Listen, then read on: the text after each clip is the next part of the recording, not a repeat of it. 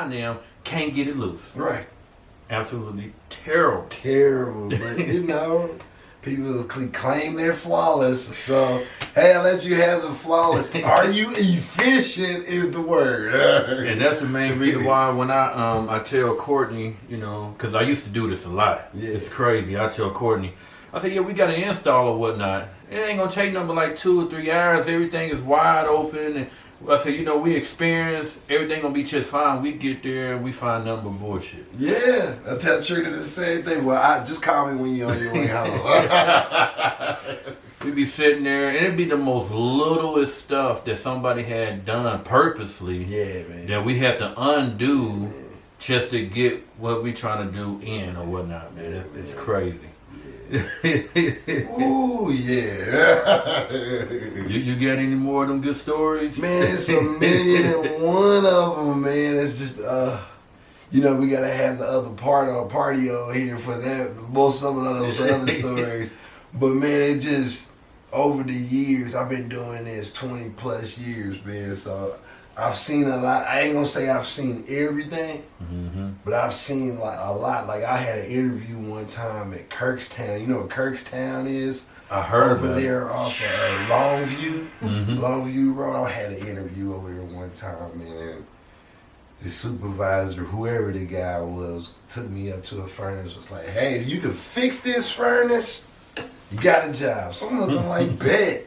I'm on lunch break trying to just escape from the other job that I was working at the time. Man, I went and I looked, and there's a hole about like this big. Y'all see that? About that big. That went straight through that whole heat exchange. Wow. How did that even happen? I guess somebody was shooting. Oh, okay. And the bullet just went through it. So you could just follow it like from boom, boom, boom, boom, boom. All the way through, man. I was just telling the supervisor, like, you know, I appreciate the time, but like, you got more and more issues than me just trying to fix this, buddy. So, but yeah, I've even ran across racist supervisors, you know, with the HVAC game for years. Like I said, I've been doing this for 20 years. Tell us about that. Like, do they put you on more jobs than they do the other techs just because the color of your skin? Yeah, so like this one property I was working at. We ain't gonna say no names, just property. Nah, just properties. Shout out to Dennis Kid. I gotta put it out there because you know if you ever get in the YouTube realm, check us out. Oh yeah, but good old Dennis, man. Yeah, Dennis. The true Black Knight. That's what we call him. The Dark Knight. Yes. But we worked at this one property. We had this supervisor, dude. Awful cat, man. Awful cat, man. So like, I was replacing furnaces and stuff because that's just normally what I do.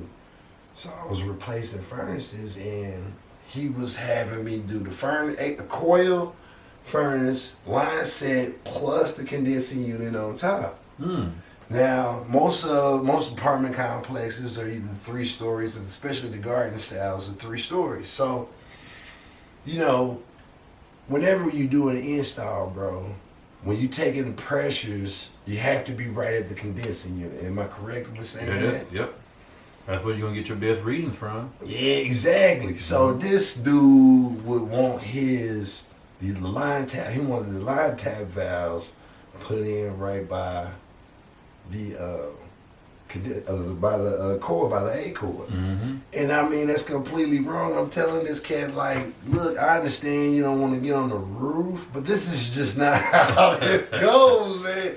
And we went round and round and round, and he used to sabotage stuff. I mean, if you really, really want to get good in this industry, you have to face those kind of stuff. You know, you develop some thick skin. We got stories, both of us. Oh, yeah, most definitely. When we worked on water source heat pumps that should not be in the Midwest completely ever. Yeah. And you get done with it and your tail's tucked between your legs. You know what I'm saying? So I know I left that. I left my old company, you know, every time I would work on one of those, I would leave puzzled. Even though I done fixed it, I'm still puzzled because it's so many things that can go wrong with them. Exactly. The high pressure, the low pressure. You got a 4-way reversing valve in there. You got a solenoid in there that gets stuck.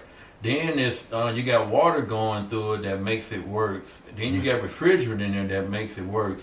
A dirty filter in there can keep the pressures all jacked up. It's oh man, it's unbelievable. Yeah, And then you get those racist supervisors because of the color of your skin. Here's about 25 HVAC work orders. I need you to take care of them, but then your buddy over there, here's the couple. Just if you can just look at, they might need some double A's in the thermostat or some triple A's. While you sitting over there sweating your balls off trying to get this work done. You know what I'm saying? Yeah. I had a bad experience with that too. Yeah. Me getting, I mean, this ain't got nothing to do with you. This is when I was at the other building. I forgot that guy's name. Was it Matt? Oh yeah. Backpack. Yeah, Backpack Matt. Yeah. He was a meth head or whatnot. So he wouldn't. Yeah, this is a true story, man. It is a true story. This guy, we'd be talking in the office or whatnot, going over work orders, and his teeth will literally fall out of his mouth from the root. I mean, you would see the root. They didn't break off. They came off from the root, from the structure of his bone structure in his mouth, in his jaw. And it was the most amazing thing I had ever seen in my life, because it was like, what the hell is going on with this guy? Man. You younger than me. Yeah, that dude is super young. Yeah. But he was switching the work orders. This guy wouldn't do nothing at work at all. Mm-hmm. I would do most of the work orders. He take the work orders that I did, give it to the receptionist up there, have her to reprint them out and put his name on it and claim the work. So they thinking I'm down there doing nothing. Yeah, you just down there kicking. So Marky, what you do today? I did like 10 work orders. What shit? Where they at? Exactly. They said Matt did all these. I'm like, oh, so y'all. Exactly. So yeah, that's the piggyback off the story. I mean, but this is your interview, though. It's industry wide. No, we just conversated. Yeah, for sure. Oh man. But I know we had froze one time. It was me and you and Tink. Oh man. We had this lady had needed a furnace or whatnot. She didn't have a furnace. It was an older lady. She didn't have a furnace for a while, right? So I get over there. Her it's like maybe 20 degrees outside, but her house was below zero. Yeah. You walking inside of it, you can see your breath or whatnot. Your hands freezing, and I'm thinking that it's a furnace install. It wouldn't be so bad. Yeah. First of all, the furnace was trapped in the closet like R. Kelly. Yeah. It was trapped in the closet, captured by a hot water tank. The hot water tank was right there, keeping us from getting the furnace out. So we almost had to cut the wall out just to get the furnace out. We finally get the furnace out. By the time we get the furnace out, we froze. So we going in and out the car, starting the car up, trying to get warm, and then we'll go back down there and continue our work. It was a 2-hour job that probably took 6 hours because we kept on freezing inside of her house. But they had heaters. Yeah, she had this little ceramic heater. Yeah, but it was in her room. Yeah. With the door shut. With the door shut. I'm like, oh man. Yeah, that was a cold experience, man. Cold experience. I think I had I think I came and picked you up that day. Did I come and pick you up? Yeah, because you called me, was like, man, what you doing? I was like, nothing. He was like, I need you, brother. I was like, all right, let's do this. You know what I'm saying? Yeah. I'm one of them cats that's always ready. Let's go. Let's do this. Yeah, I needed you that day. So, you know what I'm saying? Because my son, Ting, he wasn't feeling it. So he's on his phone when he's supposed to be helping me. Sorry, Ting. I know you're going to watch it. It's all good, man. We just joking. He was on his phone. He's supposed to be helping me. He's on his phone. His fingers freeze. So he's ready to go. I'm like, shit, man. I was like, man, let me call PJ up. I need some professional help right now because I'm dying right now. Yes, sir. Yes, sir. Yes, sir. I'm always there for it. Man.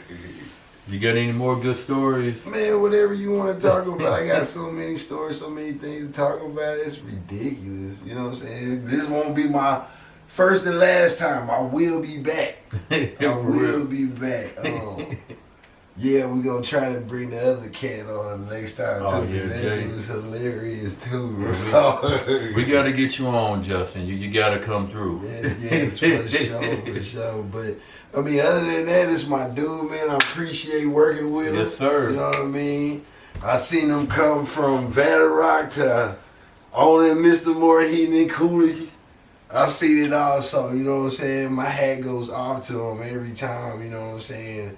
And it's nothing but support and love, and that's one thing about us as black men, you know what I mean? We gotta be able to support each other. Mm-hmm. You know what I'm saying? Especially if you see somebody that's trying to do better than what they, you know what I'm saying, than the next person, and maybe they can reach a dream that you ain't able to obtain, but maybe they can show you the direction at the same time. So, you know what I'm saying? God blesses you in mysterious ways. Yeah, I man. know, for real. You know what I'm saying? Trials So, and tribulation. Yeah, And before I let you go, I'm going to tell this one story. I remember having like 16 or 17 warrants, and I was telling you about it. And it was this commercial, and this was before I even started the business. I was wanting to start my own business, but I needed a van. I needed my license. I didn't have license or whatnot.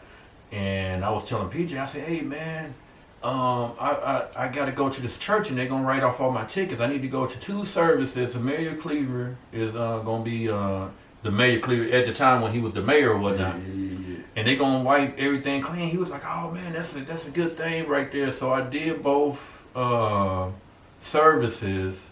And then when I get to court or whatnot, I take all my paperwork to court and everything. Stacy Shaw was down there or whatnot. And she was like, well, you don't qualify because you had actual warrants. We was just doing tickets. We're not doing suspended license, revoked license, or nothing like that. I said, but y'all didn't say that on the radio. Right. I was like, y'all said come down here, no matter what tickets y'all get, if you attend 2 services at the church, we're going to wipe everything clean. You come to court on this day, you're going to be good. Yeah. And that was a back. I mean, it took me all the way back because I thought because when I went to court, found out that they ain't going to take none of my, I mean, you know, they ain't going to take care of nothing.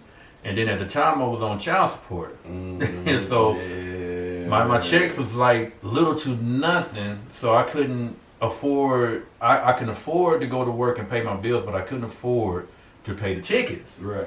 So it just sent me all the way back, and I remember telling you about that, and you was like, damn, man, I was rooting for you. We both had our head down after that day. It was like, damn. He's like, you didn't get it taken care of? Nah, man, I didn't get it taken care of. Like, damn, man, sorry. But, but that's over 10 years ago. That's just one of those stories, man. But Plenty to come. We can't. You gotta make sure y'all come back and get some more.